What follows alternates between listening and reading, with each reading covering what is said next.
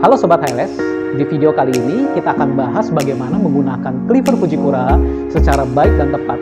Tak perlu lama lagi, mari kita saksikan video ini ya.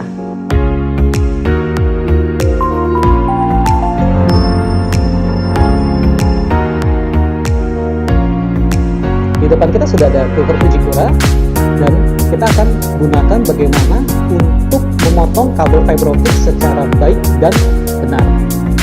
Sebelumnya kita siapkan terlebih dahulu alkohol dan alkohol potnya 90% kandungan alkoholnya. Selanjutnya ada stripper fungsinya nanti untuk mengupas kabel fiber optiknya. Selanjutnya ada tisu, ini tisu lumpi ya, untuk membersihkan kabel fiber optiknya. Selanjutnya kita ada sampel dari kabel fiber optiknya, ini dengan ukuran 0,9 mm untuk diameter ceketing. Oke, selanjutnya kita gunakan stripper. Kita akan strip di sini. Kita akan strip dengan estimasi yang kita stripping 4 cm.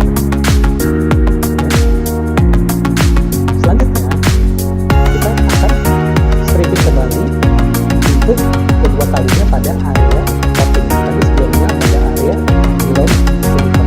Kita gunakan stripper lagi.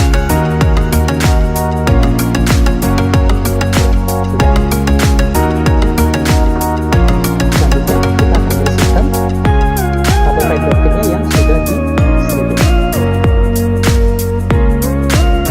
Kita siapkan tisunya, kita paparkan alkoholnya.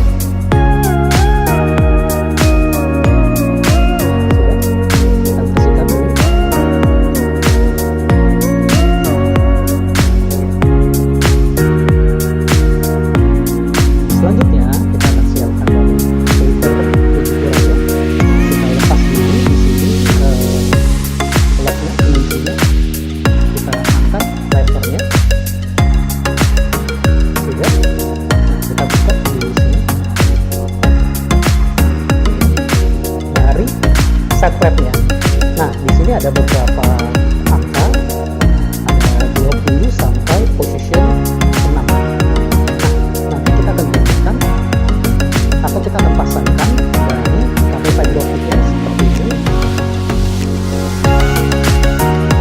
pada ujung dari kabel nilon silikonnya yang warna putih di posisi nomor 10. Jadi di posisi nomor 10 kita tutup segmennya dan kita tekan levernya. Sudah.